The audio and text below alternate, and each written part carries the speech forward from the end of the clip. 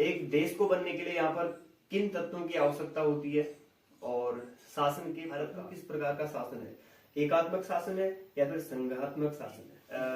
जनता के दबाव में या फिर कोई पार्टी के दबाव में न आकर या फिर बिना किसी आंतरिक या बाहरी कारणों के निर्णय से मतलब कोई दबाव नहीं पड़ता उसमें और अपने हिसाब से वो क्या कर लेता है, यहाँ पर निर्णय को ले लेता है। गणराज्य है देश के प्रमुख का चुनाव, ठीक है। देश का जो लोकतंत्र क्या है, जनता का, जनता के लिए जनता द्वारा शासन, जिसमें क्या करते हैं हम, शासन के प्रमुख का जो चुनाव।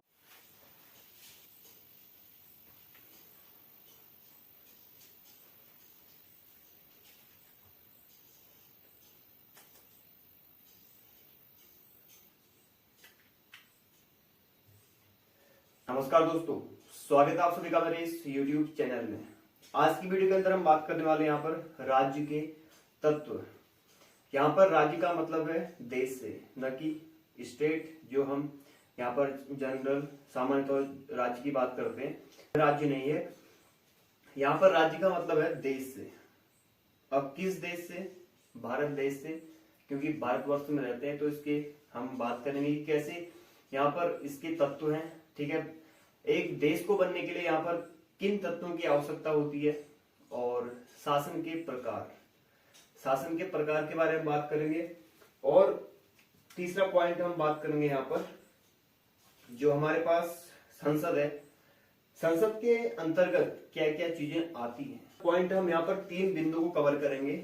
मोस्ट जो हमारे पास मुख्यतः 3 बिंदु हैं, उसके बारे में हम बात करेंगे। जैसे कि पहला पॉइंट है आपके पास शासन के प्रकार। शासन कितने प्रकार का होता है पूरे विश्व में? जैसे आपने सुना होगा तानाशाह, गणतंत्र, लोकतंत्र, राजतंत्र, ये सारी चीजें आपको बताने का प्रयास करेंगे।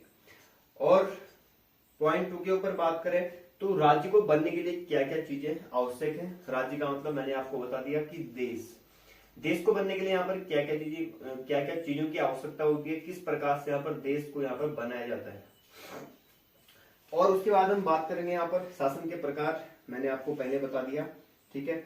फिर उसमें हम बात करेंगे कि लोकतंत्र, जो हमारे पास प्रत्यक्ष लोकतंत्र है, अप्रत्यक्ष लोकतंत्र है, भारत का लोकतंत्र कैसा है, एकात्मक है, संघात्मक है, ठीक है। ये सारी चीजें आज आपको इस वीडियो के माध्यम से बताने का प्रयास करेंगे। टू द पॉइंट बात करते हैं।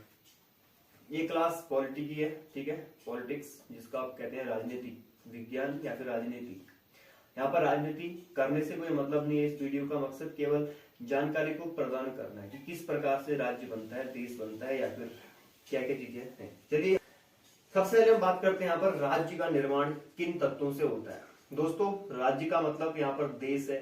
हम बात कर रहे हैं यहाँ पर भारत देश की, जिसमें हम बात करेंगे यहाँ पर नंबर 1, यहाँ पर देख पा रहे हैं आप 4 तत्वों की आवश्यकता होती है मुख्यतः, जिसमें से एक जो हमारे पास पॉइंट है नंबर संप्रभुता। संप्रभुता यहाँ पर एक मोस्ट पॉइंट कह सकते हैं इसको, जिसमें हम यह बात करेंगे किस प्रकार से इसका वास्तविक अर्थ क्या है। सर देखिए, यहाँ पर आप देख पा रहे हैं कि राज्य के निर्माण के लिए मुख्यतः 4 तत्वों की आवश्यकता है। नंबर 1 आपका यहाँ पर क्षेत्र होना चाहिए, एरिया होना चाहिए, ठीक है। दूसरा पॉइंट है आपका पॉपुलेशन, जनसंख्या। तीसरा है आपका संप्रभुता और चौथा है आपका यहाँ पर शासन। अब शासन क्या है, बेसिकली हम जानते हैं कि पहला पॉइंट अगर आप बात करें यहाँ पर एरिया, देखिए जैसे हम बात करें अभी वर्तमान में भारत देश में क्या है, क्षेत्रफल तो है ही, ठीक है, क्षेत्रफल है, और वहां पर क्या है, जनसंख्या भी है, पॉपुलेशन है, और तीसरा वहां पर क्या है, संप्रभुता है। संप्रभुता अभी बताएंगे आपको, लेकिन चौथा पॉइंट हम बात कर लेते हैं। यहाँ पर जो आपका चौथा पॉइंट है, चौथा पॉइंट क्या है आपका, शासन है, कि शासन का मतलब यहाँ पर किस प्रकार से देश को चलाया जा सकता है। तो साथियों, जिस प्रकार से हमने यहाँ पर 4 पॉइंट की बात की, पहला पॉइंट आप जानते हैं एरिया, क्षेत्रफल क्या होता है, क्षेत्र जहाँ पर लोग निवास करते हैं। 2 से 3 पॉइंट यहाँ पर बेसिकली सबको आते हैं। तो दोस्तों, हम यहाँ पर पॉइंट तीसरे के ऊपर बात करते हैं, कि जो मैंने आपको बताया कि काफी महत्वपूर्ण है, संप्रभुता। आखिर क्या होती है संप्रभुता? मेरा मतलब संप्रभुता की बात करें, सवर्निटी की अगर बात करें, जब कोई देश बिना किसी प्रेशर के, बिना किसी दबाव के, या फिर बिना किसी जनता के दबाव में या फिर कोई पार्टी के दबाव में ना आकर या फिर बिना किसी आंतरिक या बाहरी कारणों के निर्णय से मतलब कोई दबाव नहीं पड़ता उसमें और अपने हिसाब से वो क्या कर लेता है यहाँ पर निर्णय को ले लेता है। मेरा मतलब कोई उसमें प्रेशर नहीं होता है जनता का, न किसी पार्टी का, न किसी अदर यहाँ पर लोगों का। तो बिना किसी आंतरिक या बाहरी दबाव के कारण अगर क्या हो सकता है मतलब कोई निर्णय लिया जाता है तो उस निर्णय को यहाँ पर सामान्यतः संप्रभुता के नाम से जाना जाता है दोस्तों, ठीक है। अब आप समझ गए होंगे कि जैसे मैं अगर एक एग्जांपल की बात करूं तो यहाँ पर पीएम नरेंद्र मोदी के द्वारा यहाँ पर आपने सुना होगा कि नोटबंदी, नोट को बदलना किस प्रकार से, उनमें कोई या फिर देश में अलग अलग विदेशों में जाना, वहां पर समिट करना, बैठक करना, G20 में अनेक प्रकार की जो बैठकें होती है उनमें इन्वॉल्व होना, ठीक है, अनेक प्रकार के समिट करना, ये यहाँ पर क्या है बिना किसी को ना बताते हैं, ठीक है, और ना ही यहाँ पर किसी का कोई आंतरिक बाहरी प्रेशर है, ऐसा कोई दबाव है नहीं। तो जिसको हम यहाँ पर सामान्यतः संप्रभुता के नाम से जानते हैं, सवर्निटी के नाम से जानते हैं। मैं उम्मीद करता हूँ कि यहाँ पर आप संप्रभुता को समझ गए होंगे अच्छे से। अब इससे आगे बात करते हैं दोस्तों, ठीक है। क्या अगर मैं आपसे एक प्रश्न पूछूं, मान लेते हैं कोई जो हमारे पास पॉपुलेशन में सबसे बड़ा राज्य है यूपी, उत्तर प्रदेश क्या देश है या फिर क्या राज्य है? आप जानते हैं कि अब राज्य के किसे कहते हैं, राज्य के तत्व क्या क्या हो सकते हैं। अगर मैं बात करूं तो राज्य के तत्व के लिए आप तो बोलेंगे कि राज्य है ऑब्वियसली, लेकिन किस प्रकार से है राज्य? मैंने आपको बताया कि देश बनने के लिए यहाँ पर चार बातों की हमें जो है यहाँ पर आवश्यकता होती है, चार तत्व हमें आवश्यक है। लेकिन जो हमारे पास स्टेट है, राज्य है, तो राज्य क्या है, एक देश नहीं है। क्यों नहीं है? क्योंकि देखिए पॉपुलेशन की बात करते हैं तो देश में भी आती है, स्टेट में भी आती है। दूसरा पॉइंट है आपका एरिया, जो क्षेत्रफल है या मेरा मतलब क्षेत्र है, वो स्टेट में भी आता है आपका और कंट्री में भी आता है मेरा मतलब। शासन की बात करें तो शासन भी क्या होता है, जैसे यूपी में मानना क्या देख सकते हैं आप, जैसे योगी राज्य, ठीक है, वहां पर भी क्या है शासन तो है ही, लेकिन वहां पर क्या है एक आपका संप्रभुता नहीं है। कहने का मतलब है कि जिस प्रकार से यहाँ पर पीएम के द्वारा नोट को बदलना, बंद करना यहाँ पर किया गया था, तो उसमें ऐसा नहीं है कि यूपी के सीएम के द्वारा वहां पर जो है अपना यहाँ पर दावा पेश करना यहाँ पर उचित नहीं है। तो इसलिए यहाँ पर क्या है एक स्टेट है, राज्य है, ठीक है, न कि देश है। चलिए अब बात करते हैं यहाँ पर दूसरा,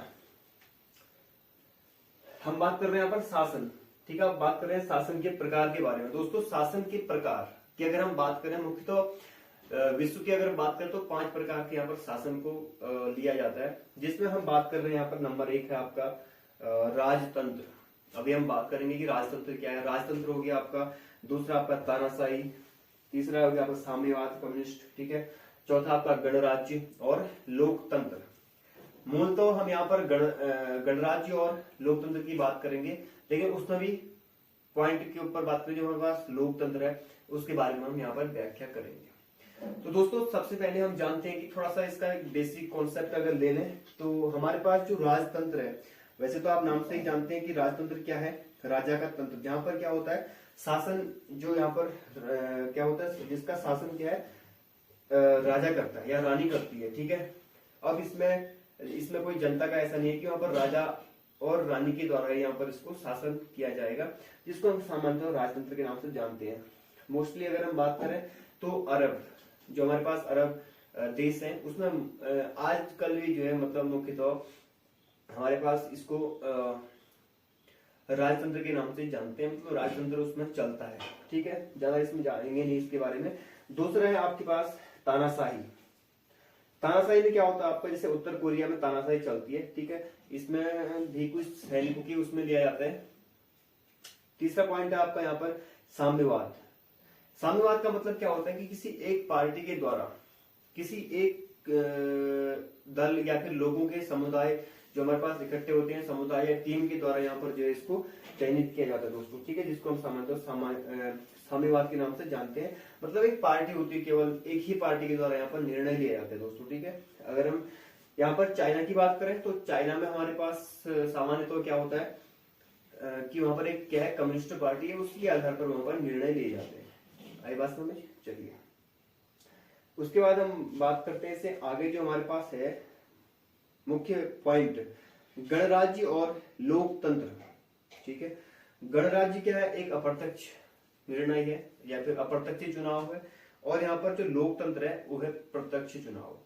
ठीक है, अब आप बात करेंगे कि यहाँ पर जो हमारे पास गणराज्य है, गणराज्य का निर्णय किसके लिए किया जाता है, देश के लिए, राष्ट्र के लिए, किसके हित के लिए किया जाता है। तो दोस्तों हम बात करते हैं यहाँ पर गणराज्य। जो गणराज्य है, देश के प्रमुख का चुनाव।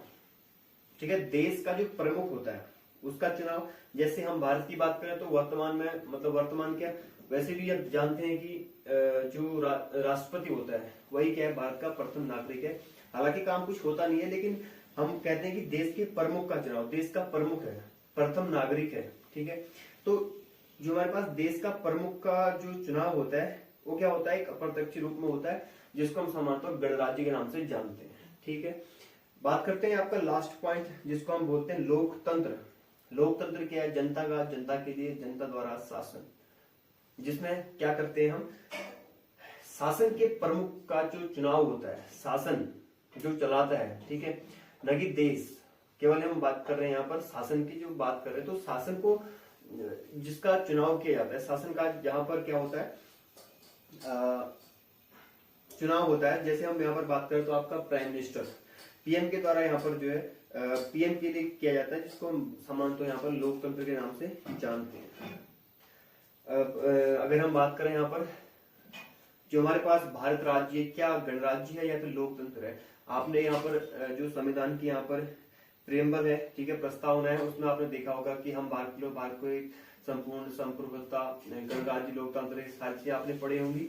तो यहाँ पर प्रस्तावना में ही लिखा है कि जो हमारे पास भारत देश है वो क्या है, एक गणराज्य भी है और लोकतंत्र भी है। दोस्तों ठीक हो गया, दोनों है यहाँ पर। ठीक है, चलिए अब बात करते हैं यहाँ से नेक्स्ट पॉइंट,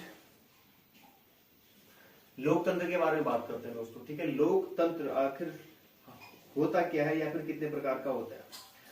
सामान्यतः लोकतंत्र दो प्रकार का होता है, नंबर एक अप्रत्यक्ष लोकतंत्र और दूसरा होता है आपका प्रत्यक्ष लोकतंत्र।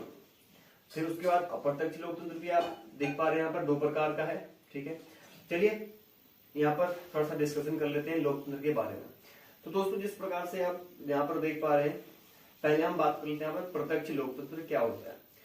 अगर यहाँ पर बात करूं जो प्रत्यक्ष लोकतंत्र है उसमें क्या होता है कि पहली बात तो यह है कि हमारे जो बड़े बड़े देश है, हम मान लेते हैं भारत को यहाँ पर, ठीक है, क्योंकि वैसे भी पॉपुलेशन में सबसे आगे है, तो पॉपुलेशन में यहाँ पर भारत राज्य के लिए यहाँ पर मुख्यतः जो लोकतंत्र है वो प्रत्यक्ष रूप से बिल्कुल भी नहीं है। क्योंकि अगर हम जनता ही को, जितनी भी जनता है हमारे पास, अगर इसमें संसद में डालते हैं तो क्या अपने निर्णय लेगी, क्या मतलब निर्णय बनाएगी वहां पर, ऐसा बिल्कुल भी नहीं हो सकता है। जो हमारे पास प्रत्यक्ष लोकतंत्र है उसका उपयोग या फिर कर सकते हैं उसका प्रयोग कहां पर किया जाता है, छोटे छोटे राज्यों के लिए किया जाता है। राज्य का मतलब देश, ठीक है, जनता का निर्णय होता है, छोटे देशों के लिए इसका प्रयोग किया जाता है। ठीक है, चलिए बात करते हैं आपका अप्रत्यक्ष लोकतंत्र किस प्रकार से होता है। अप्रत्यक्ष लोकतंत्र आप जानते हैं कि सांसद को कैसे चुना जाता है। सांसद को मान लेते हैं कुछ करीब करीब 9 से 10 लाख जहां पर पॉपुलेशन है उसका एक सांसद होता है। ठीक है, तो इसलिए कहते हैं कि सांसद को अच्छा चुनिए, जिस प्रकार से वो आगे के इलेक्शन में काफी अच्छा निर्णय ले सकता है, तो इसीलिए कहते हैं कि सांसद को अच्छा चुनिए। ठीक है, 9 से 10 लाख कहा, 9 से 10 लाख की जहां पर पॉपुलेशन होगी वहां पर मुख्यतः एक सांसद को चुना जाता है। ठीक है, अब भारत में ऐसा तो होगा नहीं कि यहाँ पर सारी जनता को यहाँ पर संसद में डाल दें और वहां से निर्णय ले ले, बिल्कुल भी नहीं हो सकता है। ठीक है, तो यहाँ पर हम बात करते हैं अप्रत्यक्ष, जो हमारे लिए जो है काफी इंपोर्टेंट है, जहां पर हम सांसद को चुनते हैं 10 लाख के पॉपुलेशन में, और उसके बाद यहाँ पर एक सांसद, जहां पर एक सांसद की आवाज होती है वहां पर एक सांसद 10 लाख लोगों की आवाज के बराबर होता है। ठीक है, तो क्योंकि जनता के द्वारा वहां पर चुना गया है सांसद। चलिए आगे बात करते हैं इससे। जो हमारे पास अप्रत्यक्ष लोकतंत्र होता है दो प्रकार का होता है, एक होता है आपका अध्यक्षात्मक, दूसरा होता है संसदीय। इसमें ज्यादा डिस्कशन करते नहीं है, ठीक है, आगे बात करेंगे इससे, कोई इतना बड़ा मुद्दा है नहीं है। चलिए ठीक है, आगे बढ़ते हैं इससे। हमने बात कर ली यहाँ पर लोकतंत्र के प्रकार, जो यहाँ पर आप देख पा रहे हैं दो प्रकार के लोकतंत्र हैं। ठीक है, नंबर एक हो गया प्रत्यक्ष लोकतंत्र दूसरा है अप्रत्यक्ष लोकतंत्र। अगर हम बात करें तो भारत में किस प्रकार का लोकतंत्र है, यहाँ पर आप सामान्यतः कह सकते हैं कि अप्रत्यक्ष लोकतंत्र है, ठीक है, क्योंकि हम सांसद को चुनते हैं और सांसद जो है आगे का निर्माण करता है, फिर आगे जो भी पीएम बनाना चाहते हैं वहां से बन सकते हैं, एमएलए। अभी आगे हम बात करेंगे इससे। चलिए अब बात करते हैं इससे आगे हम लोकतंत्र के स्तंभ। सामान्यतः यहाँ पर लोकतंत्र के 4 स्तंभ होते हैं, आप यहाँ पर देख पा रहे हैं। पहला है आपका विधायिका, नंबर 2 कार्यपालिका, नंबर 3 न्यायपालिका और नंबर 4 है आपका पत्रकारिता। इसमें ज्यादा व्याख्या करेंगे नहीं, व्याख्या इतना है नहीं, लेकिन मैं आपको बताना चाहूंगा कि जो हमारे पास जितने भी यहाँ पर जो इसके स्तंभ है, ठीक है, लोकतंत्र के स्तंभ है, चाहे विधायिका हो, न्यायपालिका हो या फिर कार्यपालिका हो, ठीक है, तो इन सभी में जो काम चल रहा है, जैसा भी काम चल रहा है, अगर अच्छा काम चलेगा तो संसद के लिए काफी अच्छा इसका प्रयोग होगा, और अगर नहीं चलता है तो यहाँ पर जो है मीडिया के द्वारा, चाहे अच्छा हो या बुरा, मीडिया के द्वारा यहाँ पर क्या होता है, इस चीज को यहाँ पर पत्रकारिता के नाम से जानते हैं। तो चौथी जो हमारे पास लोकतंत्र की यहाँ पर अवधारणा है, जिसको हम पत्रकारिता के नाम से जानते हैं या फिर मीडिया के नाम से जानते हैं दोस्तों, ठीक है, यही सारी चीजों को यहाँ पर प्रकाशित करता है कि किस प्रकार से हमारे पास काम चल रहा है। अब बात करते हैं, लास्ट पॉइंट है इसका, उसके बाद वीडियो का एंड होगा, ठीक है। जो हमारे पास लास्ट पॉइंट है, लास्ट पॉइंट में अगर हम बात करें, लास्ट पॉइंट की अगर हम बात करें तो हमारे पास जो शासन है, अभी मैंने आपको बताया था कि शासन के प्रकार, मैं अभी ऊपर बात कर रहा था कितने प्रकार का है करके, ठीक है। अगर शासन के प्रकार की हम बात करें तो दोस्तों सामान्यतः शासन 2 प्रकार का होता है। अभी आप बताएंगे कि भारत में किस प्रकार का शासन है, एकात्मक शासन है या फिर संघात्मक शासन है, ठीक है, एकात्मक या फिर संघात्मक। चलिए शासन देख पा रहे हैं आप यहाँ पर, शासन 2 प्रकार का, नंबर 1 हो गया आपका एकात्मक और नंबर 2 आपका संघात्मक। अब एकात्मक का क्या मतलब है, एकात्मक का मतलब है कि, क्योंकि देखिए जिस प्रकार से अगर हम बात करें यहाँ पर यूके की, ठीक है, यूके का मतलब यूनाइटेड किंगडम, अगर हम बात करें यहाँ पर देश और राज्य को मतलब एक ही व्यक्ति चलाएगा, जैसे यूके की बात करते हैं तो वहां पर क्या होता है, देश और राज्य को क्या करता है, एक ही आदमी चलाता है, ठीक है, उसको हम सामान्यतः एकात्मक शासन के नाम से जानते हैं। और जो हमारे पास दूसरा है संघात्मक शासन, संघात्मक का मतलब देश को एक आदमी चलाएगा और राज्य जो है, राज्य को जो है एक अलग आदमी चलाएगा। कहने का मतलब यहाँ पर ये है कि जैसे हम भारत की बात करें तो भारत में जो हमारे पास सेंट्रल लेवल पर अगर बात करें, तो देश के लेवल पर अगर बात करें तो उसको यहाँ पर कार्यरत जो कराता है, जो मतलब कार्य करवाता है, पीएम के द्वारा होता है, प्राइम मिनिस्टर के द्वारा होता है। और हम राज्य की अगर बात करें तो यहाँ पर क्या होते हैं, आपके अलग अलग राज्यों में यहाँ पर आपके अलग अलग सीएम होते हैं, मेरा मतलब मुख्यमंत्री होते हैं। तो यहाँ पर क्या है, आपका संघात्मक व्यवस्था है, संघात्मक शासन है। तो दोस्तों अगर हम बात करें कि आपसे बोले कि भारत किस प्रकार का शासन है, तो आप भारत में किस प्रकार का शासन है, एकात्मक या फिर संघात्मक, तो आप सामान्यतः क्या कहेंगे, संघात्मक बोलेंगे, ठीक है, क्योंकि एकात्मक में क्या होता है, जो आपके राज्य होते हैं, स्टेट होते हैं, स्टेट और कंट्री को एक ही आदमी के द्वारा यहाँ पर चलाया जाता है। लेकिन जो हमारे पास स्टेट लेवल में होते हैं या फिर स्टेट, जो हमारे पास अगर भारत की बात करें तो स्टेट को अलग चलाता है सीएम, ठीक है, चीफ मिनिस्टर, और जो हमारे पास कंट्री होती है उसका अलग ही लेवल होता है, जिसको हम सामान्यतः यहाँ पर पीएम के नाम से जानते हैं, प्राइम मिनिस्टर, जिसको यहाँ पर चलाता है या फिर इसका अनुदेशन करता है, निर्णय लेता है या फिर आदेश देता है, वटएवर जो भी है, ठीक है। तो मैं उम्मीद करता हूँ कि आज की वीडियो थोड़ा सा इंफॉर्मेटिव लगी होगी, और ये पॉलिटी की फर्स्ट क्लास थी। ऐसे ही अलग वीडियोस आएंगी पॉलिटी से संबंधित, अभी बहुत चीजें हैं व्याख्या करने के लिए। फिलहाल आज के लिए इतना ही रखते हैं। अगर वीडियो थोड़ी सी भी इंफॉर्मेटिव लगी तो वीडियो को शेयर कीजिएगा। नमस्कार।